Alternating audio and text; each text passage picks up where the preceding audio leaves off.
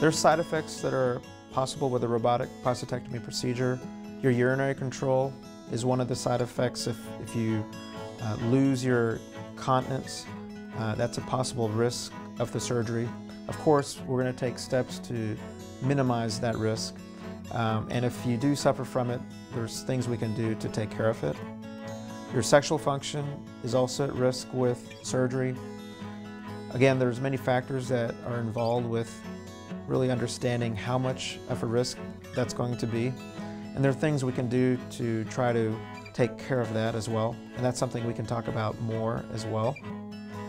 Your reconstruction of the bladder and urinary tube.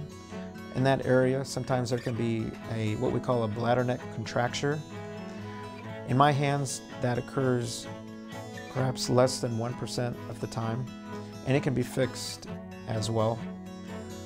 During the case, if we have to remove your lymph nodes, the lymph nodes, sometimes a side effect from removal of the lymph nodes is forming what we call a lymphocele, which is a collection of fluid that is accumulated where we had removed the lymph nodes.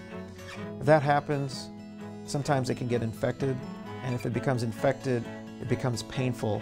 And at that point, we'll have to have someone, a radiologist, put a drain in to take care of the lymphocele.